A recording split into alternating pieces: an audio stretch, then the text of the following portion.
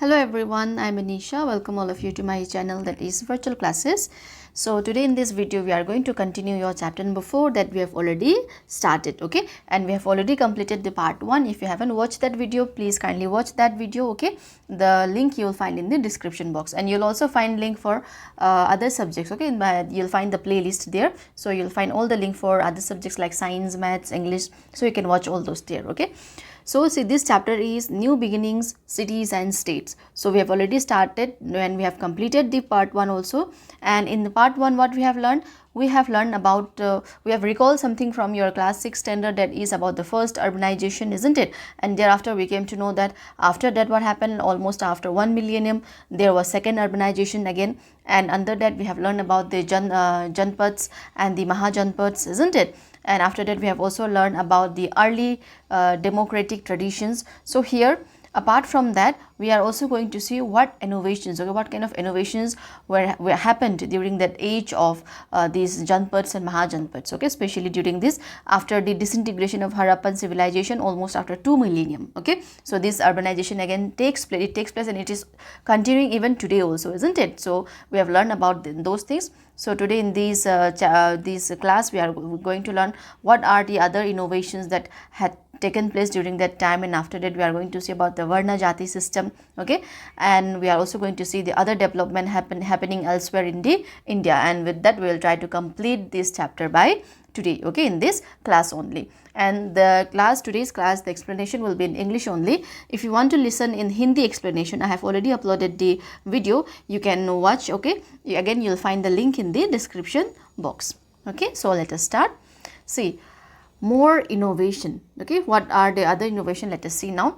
The age of the Janpads and the Mahajanpads was an age of profound change. So this age of this Mahajanpads and Janpads, okay, this word, or you can pronounce as Janapadas also, okay, it is same. So it happened, this age we witness so many changes, all right. So those change, okay, which it would impact Indian civilization until present time. So the change that happened during that age, okay, during the age of these Mahajanpads and Janpads, okay, Janpadas, what happened? Those changes would have started taking place from that very period. It is still present, okay. It has impact in this Indian civilization, okay, until the present times, okay. And those changes again, we are having so many, we have also witnessed so many again other changes are there, so many technological changes, isn't it, that we are witnessing in today's date. So same thing happened during that time, but those time the technology was something different. Now it is not similar with today's change, okay. So in the chapter India's cultural roots, in grade 6 we saw the emergence of several new schools of thoughts like the late Vedic, Buddhist, Jain in particular, and their respective literatures, okay. So during these, in your class 6 we have also learned in your India's cultural root. If you remember or not, I don't know.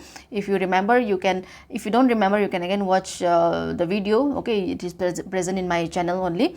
So they witnessed the emergence of several new schools of thought, okay, new idea, okay, new school of thought like in the late Vedic literature, okay, the Buddhist, Jain, or in particular, and their respective literature, especially in this literature. And those schools disseminated their teaching and literature through scholars, monks and nuns traveling across India, or people undertaking pilgrimages. So those school of thoughts, the people who are teaching others, especially they are imparting the religious knowledge to the people, okay. This was been imparted to the common people by the scholars or the monks or by the nuns, okay, which were traveling across India, okay, or those people who are undertaking pilgrimage. See, pilgrimage means when you are going for a religious path, isn't it, for a religious travel. So like for example in Hindi we say Char Dham, isn't it, we used to go, and though people who are going to the Char Dham are known as pilgrimage in today's date. And during those time what happened, these pilgrimage, they also used to give knowledge to other people, the common people, whichever part they used to go, they used to stay at other places, as there was no hotel like in today's date, isn't it, during that time. So what happened, wherever they stay, they will be staying there for some period of time, and they will be imparting some knowledges, okay, knowledge to the common people, like about the moral values, okay, about the good things, about religions and all these things, okay. In this way what happened, these scholar, they spread their teaching, okay, to the common people. All right. And Indian art also underwent a renewal. It will blossom in the age of empire. So during that time, what happened? Our Indian art, okay, it also went under renewal, means there was again renew of this art, okay, new types of arts, new methods of arts have started, and we will see about this in the age of empires, okay. It blossoms in the age of empires. And urbanization does not happen without technology. See, urbanization means where you are shifting from the village lifestyle to the city lifestyle or the town lifestyle, isn't it? Where you are upgrading your lifestyle, you are upgrading your living standard. So urbanization cannot happen without technology, isn't it? Like today we have so many technological development, because of which we are able to raise our living standard. Many of us have even went to foreign countries and we are serving there because of our skills, isn't it, on technology, especially in the IT sector. So same thing, whenever there is urbanization required, we always require technology, okay. So let us remember that the Harappan civilization mastered copper and bronze metallurgy. So urbanization here in their case, technology in their case was about knowing about the copper, bronze, silver, all these things, okay. So here in the second urbanization, what was important, what major shift they have taken in technology involved in iron metallurgy, okay. So during Harappan civilization, they already know about the copper and bronze metallurgy, okay. Now in the second urbanization, a major shift in the technology involves the iron metallurgy. All right. And in several regions of India, the techniques of extracting and shaping iron were actually perfected from the early 2nd millennium BCE, but it took a few centuries for iron to become a part of daily life. So what happened in several regions of India, okay, this technique of extracting iron, okay, or shaping iron, so it started getting perfect from the early 2nd millennium. Millennium means a period of 1000, and please try to comment this full form of BCE, okay. Write down in the comment section what is the full form of this BCE. But it took a few centuries for iron to become a part of our daily life, because people were not used to it, isn't it? People doesn't know about this metal. So what happened, people were not used to it, so it takes time, okay. It takes time to people to accept change, isn't it? So that is why it have taken some few centuries to become this iron as a part of our daily life. Now you see, you have so many utensils which is made of iron, isn't it? And iron is more what we can say durable than copper or bronze, especially during those time. What happened, they had made better weapons using iron, okay. So by the late 2nd millennium BCE, see, it happens on the early millennium, okay, and by the late millennium, okay, by late 2nd millennium BCE, iron tools had become widespread, facilitating agriculture on a bigger scale. So what happened, by the 2nd millennium, end of the 2nd millennium BCE, iron tools become widespread, it become common, isn't it, especially in the sector of agriculture. Because see, when we are doing ploughing and all these things, today we have so many tools, isn't it, tools and weapons to do it, but during those time they didn't have. So what happened, this plough was invented during that time, and using iron it become more support, okay, it become more stronger, and it becomes more easier to tilt the land, okay. So that is why it has been mentioned here, agriculture on a bigger scale.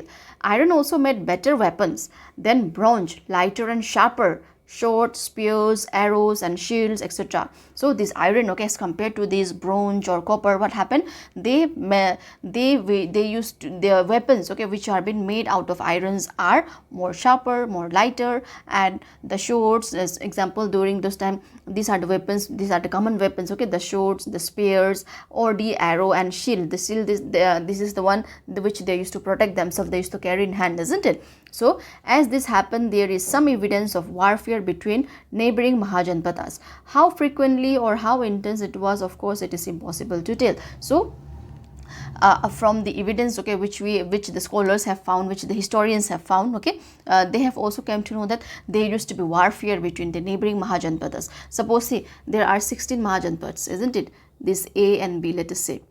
There used to be war between this A and B also. Again, there will be again war between this A and C also, or B and C also. Why? Because if they have, like they used to have war in order to take over their land, isn't it? And some evidence of also witness, okay, for this war, as there are so many weapons and all which have been found, okay, on found in a large scale.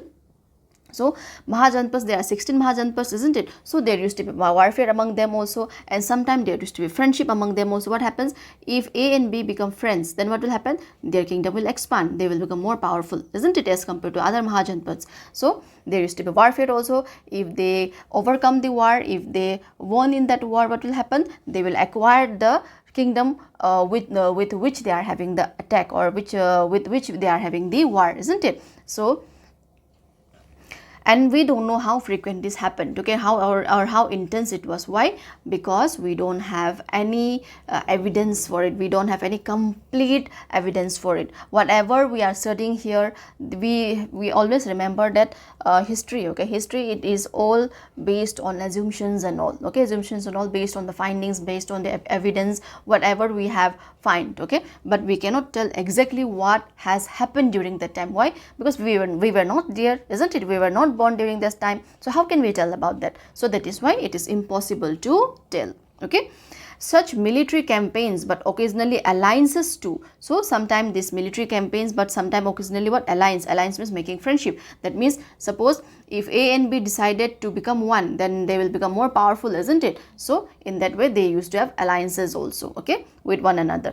Gave rise to a new kingdom and empires, which will be turned later in our journey. So what happens when this A and B met together, these two Mahajanpads, isn't it? What will happen? This give rise to a new kingdom, isn't it? New kingdom and new bigger empire. So about which we will learn in our higher classes, okay, later journey. And another innovation was the first use of coins. So the first innovation, what we have learned, it is about the iron metallurgy, isn't it? And second is the use of coins, okay, in India, made necessary by growing trade. And what made necessary about this coin? Using of this coin, because of the growing trade with other countries or with other kingdoms or overseas, isn't it? So very soon coins were exchanged across different regions and even with other parts of the world. So what happened? Very soon this coin, okay, we started exchanging coins with other different regions, okay, different regions from your same country only, or overseas or other parts of the world. And the first Indian coins were made, this is important, okay, please listen carefully. The first Indian coins were made up of what? Made up of silver, okay, a soft metal into which symbols could be punched, and they are called the punch marked coin. So the first metal, okay, the first Indian coin were made out of which metal? Silver, okay. This is it is a soft metal in which they used to punch some symbol also, and those symbol, okay, it used to be different from one kingdom to another kingdom, okay. They have a different symbol, so that they can identify which symbol or which kingdom these coin belong to. All right. And what happened after that?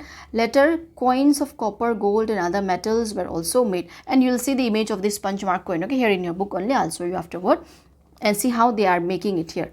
They are punching like this, isn't it? They are, see, holding this coin here and they are punching it, okay. They are giving a stamp there, okay, by hammering it. Everything was manual during those time, isn't it? So they are doing punching by manually. All right.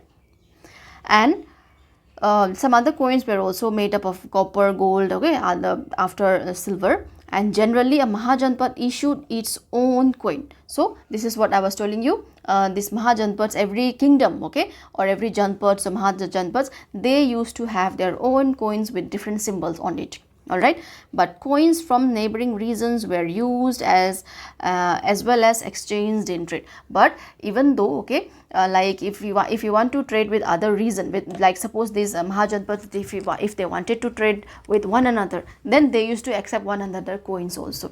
Like, for example, see here in today's date, if we talk about today's date, we have currency here, isn't it? We don't use coins and all now, we use currency. So when we are going to foreign country, we are not able to use the currency, Indian currency, yes or no? But there are some areas where we can exchange the currency. They accept us, isn't it? Or for example, in the border area of Nepal and India, okay, that is the place is known as Jhapa, okay. So in that, what happened? They used to accept Indian currency also, and the India also used to accept Nepal currency. But that happens only in the border area. Okay, so similar case was here, okay. But during that time, what happened? They used to accept each other's currency, okay. That is there. And during those time, what was their currency? It was the coin, isn't it? The silver coin, gold coin, copper coin. See how rich they were, isn't it? They used to have silver coins and gold coins. So Okay, so this was it. Okay, and the innovation, the first is about the silver and the second is about the the first innovation is about the iron metallurgy and the second innovation is about the coin. Okay, the uses of coin. All right, so we'll come to this table when we will be doing your textual classes. Okay, textual notes. So next topic what we have is that the Varna Jati system. Okay, before that let us see the punch mark coin here. So this is the coins. Okay, this is how it looked like. A few punchmark coins from the various ancient cities of North India, especially from the Gangetic plains. Okay, and as we have already witnessed that these Mahajanpads which we are learning here, it is all around the Gangetic plains only, isn't it? From the northwest to the northeast of the India. So here this is some of the coins. See, they have a different symbols there, isn't it? Here this is different, this is different again, this is completely different, this is again different. So they used to have coins of, in some of their shape they used to be in square shape, some of them they have another shape, isn't it? Some of them have the rectangle shape or some of them may having oval shape. So they have a different shape as well as different punch mark on it. I hope this is clear, isn't it? And apart from this there is one more image here. Let us see about this. So this is a stupa. Okay, stupa means where diseased body is been here, isn't it? And it shows that, see, this is a panel of the Sanchi stupa, okay, depicting a smithy, that is the metal workshop. Like here people are doing different works and they are showcasing what they have to do in a metal workshop. Okay, where different workers bring firewood, water, stoke the fire, heat the iron, etc. So here you will see here different statues doing different works here, isn't it? Here he is holding something, he is punching and hammering something, here he is making fire, isn't it? And bringing fire, and here he is doing something else. So, and this is a stupa here. Okay, this is a stupa here, tomb like structure. Okay, stupa. So now let us come to our Varna Jati system. So now we are going to learn about the Varna or the Jati system. Okay, we saw earlier how human societies grew more complex with the rise of civilization. So we have already witnessed about this. Whenever this happened, the society organized itself into several groups based on class, occupation or some other criteria. So whenever this society grew complex, okay, we will always witness that the society have always organized itself, okay, into several groups or clans, and the result of this Janpads also, like some of their groups which they speak same language, same customs, same food habit, they become one Janpads, isn't it? And later on that Janpads again united together and they become what? Mahajanpads, bigger unit. Yes or no? So just like that, society is very complex, isn't it? So with the rise of complexity, with the rise of this civilization, what happens? A society always reorganize itself. Okay, it organizes itself again into several groups based on class, occupation or some other criteria. So for instance, there could be different groups concerning with governance, administration, religion, education, trade, town planning, farming, craft, art and all kind of other professions. So we can group society into these various things, okay, like governance, in the sector of governance, or in the sector of administration, some from the sector of religion, some from the sector of education, trade, town planning, farming, craft, art and all kind of other professions, isn't it? So people usually group themselves on this based of occupations usually, okay, initially. And okay, there is one question here, let us try to solve that one first.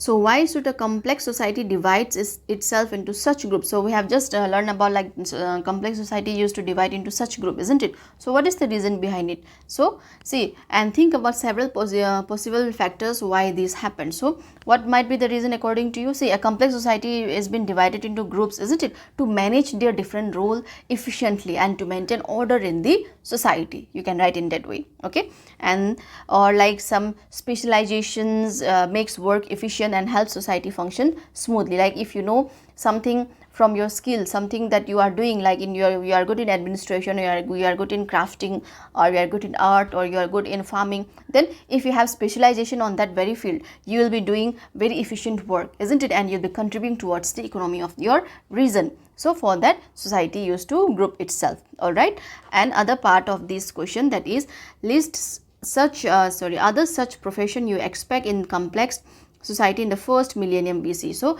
in the first millennium BCE, what might be the other profession that we have? Like this includes the farmers, traders, priests, soldiers, potters, weavers, blacksmiths, isn't it? And each of this group, okay, they are based on a role, okay, they had a role based on skill, often passed down through generations. So whatever they know, they'll be passing on to the another generation. For example, a craft person, okay, will be passing his or her skill to their children. Again, their children will be passing to their children. In that way, what happened? The skill used to come pass from generation to generation. Okay, so this is about this also you're going to see here. So I hope that was clear.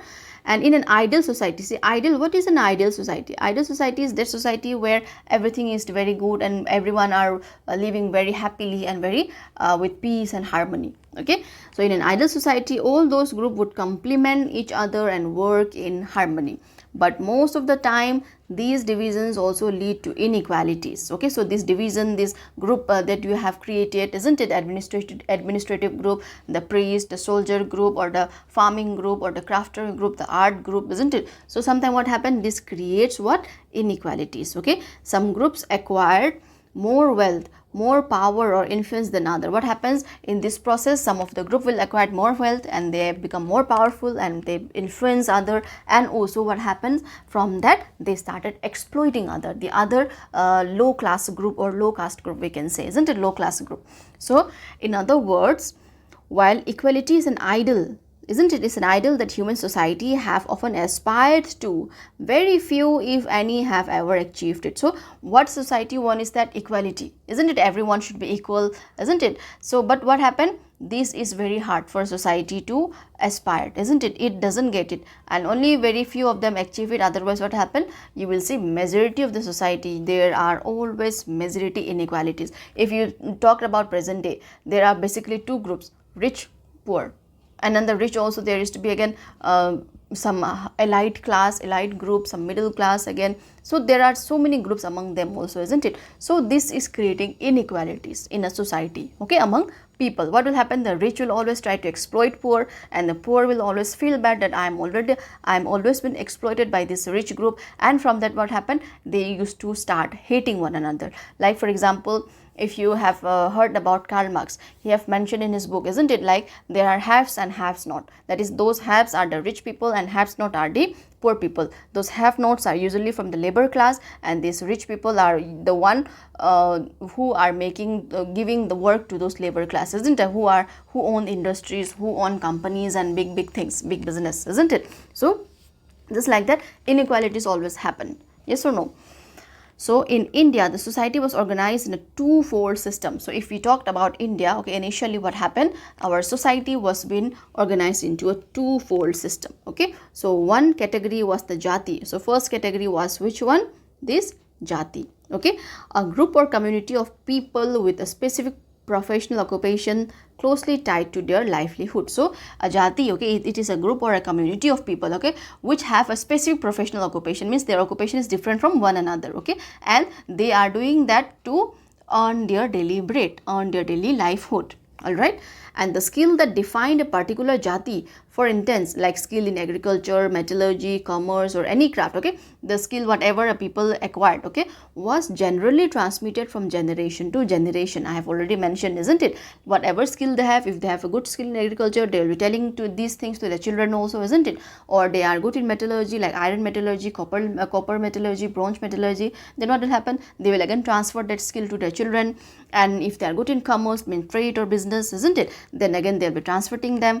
Their children also usually becomes what, traders, isn't it, or businessmen. This is what happens in our initial society, okay, and this was generally transmitted from generation to generation. And often a jati would get further subdivided into sub-jatis.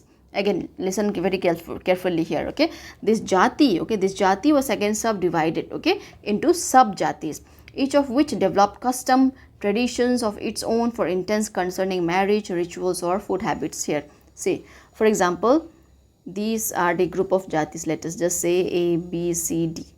Okay, let us just name it A, B, C, D. All right.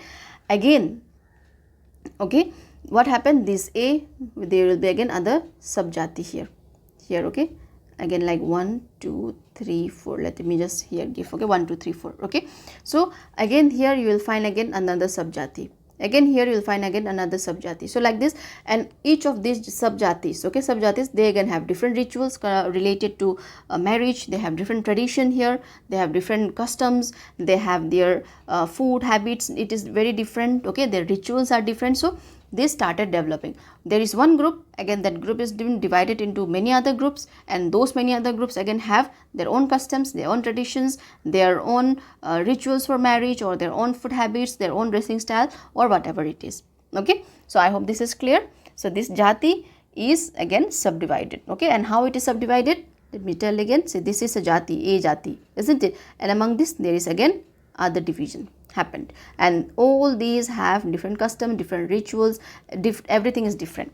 Often we also hear, isn't it, where some of the people in today's date, they are from the same caste, but again there used to be some difference and they cannot marry in each other caste, something like this there, isn't it? So same thing here. Okay, so along with the jati, there is another category, that of the varna, a concept that emerged from Vedic texts. So the first group was jati, isn't it, in which a society was divided, and another group in which society was divided was the varna system. Okay, which emerged from which text? Vedic text. Okay, there were 4 varnas. So I hope you have heard about them, isn't it?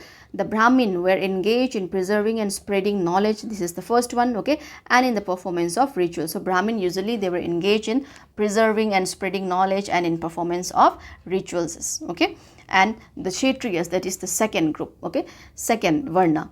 Kshatriyas were expected to defend the society and the land and to engage in warfare if necessary.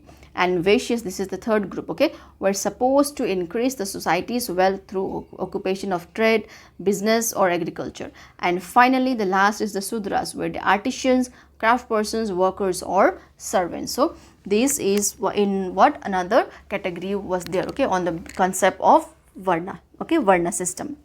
And this has been emerged from where? The Vedic text. According to this, we have 4 varnas. That is, first Brahmin, he was supposed to impart knowledge to others, spread knowledge to others, isn't it, by performing rituals and all things, isn't it? This is the first one. And second one, we have these Kshatriyas, which were expected to defend the society and to protect their people during the time of war, isn't it? And next we have the Vaishyas, which were supposed to increase the society's wealth through the occupation of trading, by trading, isn't it, by doing business and all.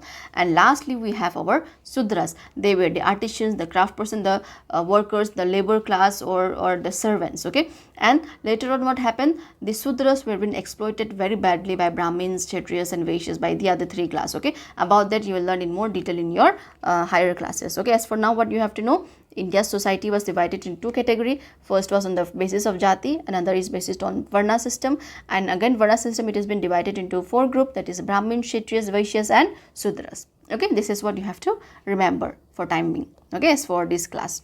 So now let us see another information is here, don't miss out. You may have heard the English word caste. So we heard this, isn't it, caste? And as soon as when I mentioned you about the Brahmin, Kshatriyas, Vaishyas, I hope these caste was the first thing that comes in your mind, isn't it? And the Sudras people are those we call in present day the Dalits, isn't it, the Dalit groups.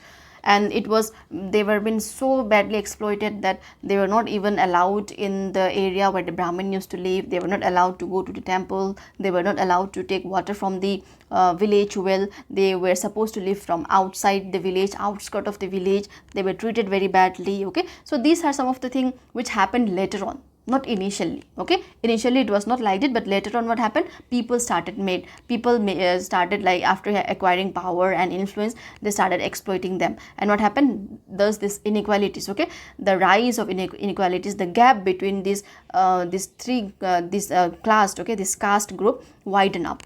Okay, so it comes from a Portuguese word casta. Okay, this caste word, it comes from where? A Portuguese word casta. All right, and as Portuguese traveled to India in the 16th century CE means common era, okay, to make sense of the Indian society. And while a few scholars considered caste or referred to varna, so some scholar they referred caste or they refer to varna as same, okay, and most take it to apply to jatis, and some of them other group again they will be applying to jati, because in jati also people with different occupations have been grouped, isn't it? Like some are good in farming, some are group in trading, some are group in group in crafting. So in that way it has been divided. So many of them they used to apply to this jati also. And when we say jati, we even asked people from which jati you are, isn't it, from which caste you are. So they used to refer it like in this way, okay, they used to apply to jati. And yet another considered caste to refer to the whole varna jati system, and another scholar they again considered this caste, okay, to refer to the whole varna jati system. Okay, I hope this was clear. So now let us continue again. There is historical evidence both in text and inscription that in the early period individual and communities changed their professional occupation if circumstances demanded. See, there we have even historical evidences there, okay, both in text as well as in inscription. So what are inscription? When you see, when you go to some historical places, when you visit some historical places, you will find that there used to be stone, big stone, and which something has been written there, isn't it, which has been inscribed there. So this is known as inscription. Okay, so we have so many evidence both in text as well as in inscription that during the early period, okay, individual, if they wanted to change their profession, like if I suppose, for example, if I don't want to do trading, I want to become a Brahmin, then I can become. Okay, it was flexible before, and what happened afterwards, slowly what happened, this become very rigid, especially during the time of when British came to India. Okay, from that time it become very rigid. Like here, for example, a long drought or some natural calamity could force a community of farmers to migrate to a city and take up other occupation, or some Brahmin would turn to trade or even military activity. So if they wanted to turn their occupation, wanted to change their occupation, they can change. And if a farmer, because if there is a long drought, no rain, and if some natural calamity happen, then what happened, those community, they used to migrate to other cities and they used to take up other jobs, right? They used to shift from farming to other occupation. Okay, again, if a Brahmin, if he wanted to become a trader, then he can become, or if he wanted to become a military activities or the soldiers, he can also do that. Okay, it was like that initially. These complex systems structured Indian society, organized its activities including economic ones, and therefore gave it some stability. So this type of complex system, okay, it have structured our Indian society, and it also organized our society in many ways. It gives a stability because different groups are working, isn't it, in different parts. Otherwise what happened, if all wanted to become Brahmin, then what will happen? How will who will do the trading, and who will do the arts, and who will do with the crafting and all? So there was a balance, okay, because of which there was a stability also. And in times, however, the system become rigid. See, in times, later time, okay, the system become rigid and led to inequalities and discrimination towards the lower jatis or some communities excluded from the Varna jati system.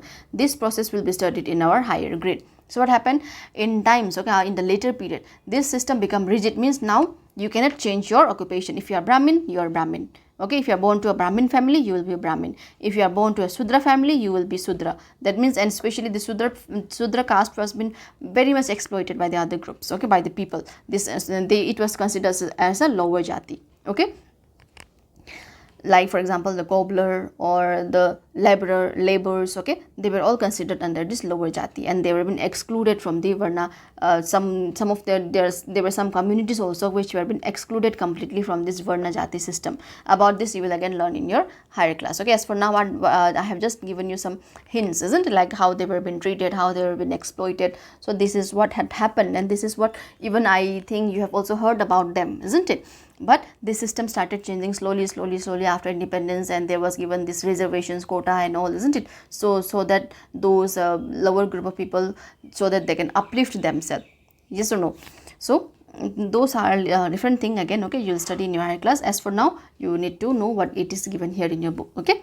And the Varna Jati system had a deep impact on Indian society, and generation of scholars have studied its countless aspects. So this Varna Jati system, okay, it has a very deep impact in our Indian society, and scholars have studied about its countless aspects. Like there is a broad agreement that the system was significantly different, okay, more flexible in the particular, means in the earlier situation, in the earlier days, okay, the system it was flexible, like you can change your occupation if you wanted. A Brahmin can become a soldier also, a soldier can become a Brahmin also if he have the required skill, okay, in earlier periods, and become more rigid with the passage of time. But afterwards what happened, now you cannot change your occupation. Even if you are good in even if you are very good soldier, you should always remain Brahmin, okay, you cannot like change your occupation. Again, if you are very good in text, literature and everything, but you cannot perform the rituals, or you cannot impart knowledge to other. This happened later on, okay, it become rigid.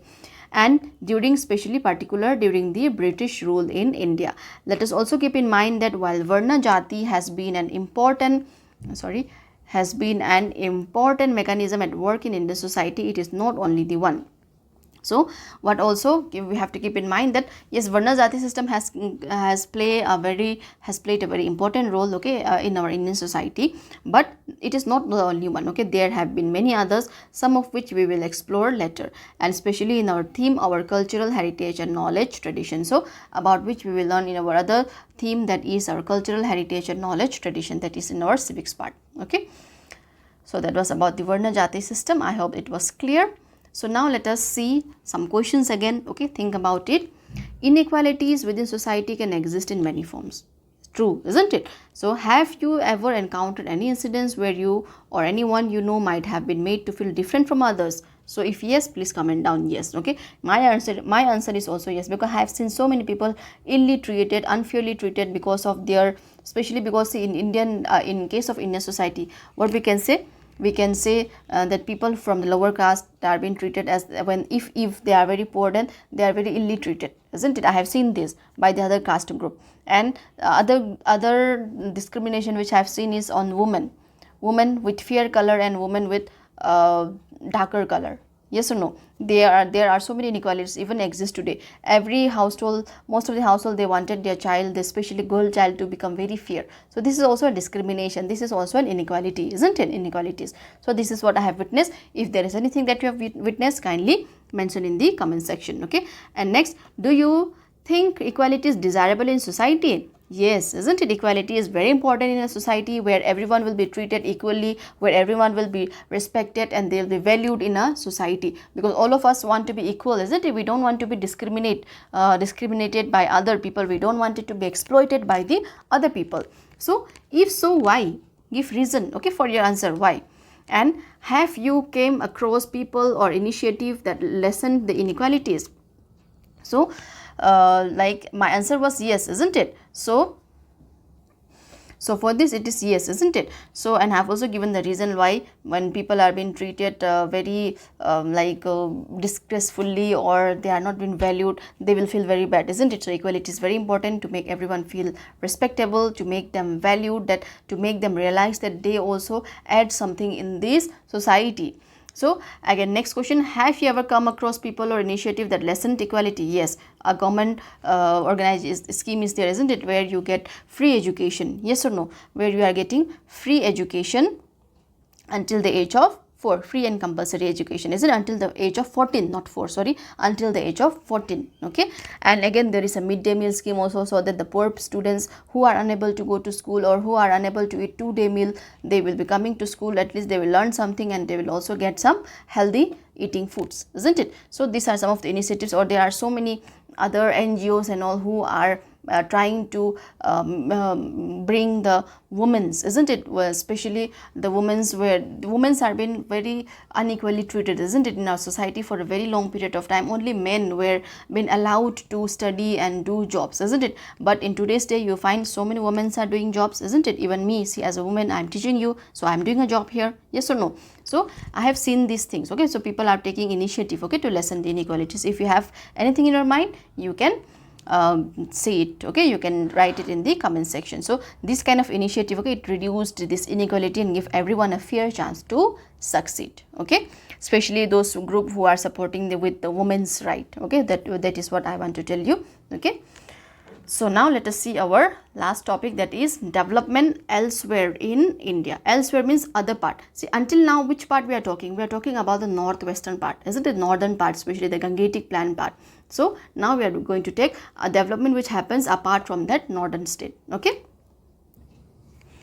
So in this first millennium BCE, important communication routes opened up for the purpose of trade, pilgrimage, military campaigns, etc. Okay, so during these first millennium BC, what happened? Some important routes have opened up, okay, for the purpose of trade, pilgrimage, military campaigns, and 2 routes become widely used and are often mentioned in the literature. So there were 2 routes, okay, which have been widely used, and about this it is there, you will find that about them it has been mentioned in the so many literatures also, okay. Like that, the first one is the Uttarapat, okay, Uttarapat and the Dakshinpat. This is the second one. See, this Uttarapat means, Uttar means north, isn't it, and Dakshin means south. So this is a way, okay, a route. The Uttarapat, it covers, okay, it connects, like the first connect and of the northwest region to the Ganga plains all way to the eastern India. So this Uttarapat, okay, like from this northwest to this east, okay, it connect from north to the east. And another, that is the second, started from Kosambi near Prayagraj,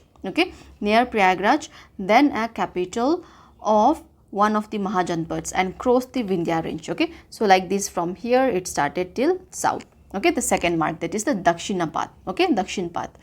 So here we'll continue, then a capital, and we'll come to that image, okay, afterwards, of one of the Mahajanpads, and cross the Vindhya ranges of hill to proceed all way south. So from, see, northwest to northeast, that is the Uttara part, isn't it, and from this central part to this south part, okay, like it is crossing all the Vindhya range, okay. This route, okay, this route from here to here, this is known as Dakshin part, okay, means route towards the southern India, here routes towards from the west to eastern India. All right, and these two routes become very important. All right, we will return to these routes when we explore the formation of empires in India. So we'll talk about these routes in more detail when we are going to explore about these formations of empires in India. And many lateral roads also connect one parts of India, especially the important ports to the western and eastern coast. So apart from these two routes, okay, there were other lateral roads also, okay, roads connected means highway, okay, roadways connected with other parts of India, especially in the important ports, in the coastal areas, okay, of the western and the eastern coast, and which were vibrant centers of trading. See, trading usually happened through sea, isn't it? So western coast and eastern coast, they were very important trading centers, especially they have so many ports there, okay. And in the eastern region, major cities emerged such as Shishupalgarh, today Shishupalgarh, parts of Bhubaneswar, which was the capital of the Kalinga region, and followed a strict square ground plain with imposing fortification on broad street. So this image you will see, that is the image which they have just given there, okay. So this in the eastern range, okay, in the eastern region, major cities emerged, and among them this Shishupalgarh, okay, today which the name is also again Shishupalgarh, okay, which is a part in the Bhubaneswar, okay, part of Bhubaneswar, and this was the capital of Kalinga region, okay, and followed a very strict square ground plan with imposing fortification and broad street, okay. See here, we'll see the image, this one, okay. See, Shishupalgarh, today a shrub of Bhubaneswar, first excavated in 1948. One of the gateway in the city through the fortification. The moat full of water is visible outside the gateway. Notice the narrowing in the gateway from control of movement of people. See, what we have seen in a kingdom, usually they have a fortification, isn't it? Large fortification used to be there, and there used to be a moat, isn't it, in which they have some dangerous animal also there, isn't it, in order to control the movement of the people. And apart from that, their roads used to narrow. See here, the road is very broad inside here, very broad, isn't it, here very broad, and it becomes and started becoming narrowing here. See, started becoming narrow, isn't it? This is the remains, okay. So it was not actually like this, it might be have very great structure, but this is the remains only here, okay. And see here, you can see moat here, this is the moat, okay, about which we have learned in our previous class. So I hope this was clear.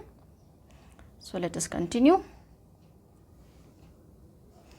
In the subcontinent's southern region. So now let us talk about the southern region, okay. Cities began emerging from about 400 BCE, although recent excavation claimed to find some signs of commercial activities going further back. So from around 400 BCE, okay, in the southern region, okay, cities started becoming emerging. That is what we have known, okay, from the evidences. But some of the recent excavation also have came into light that commercial activities have even started even from before 400 BCE, okay.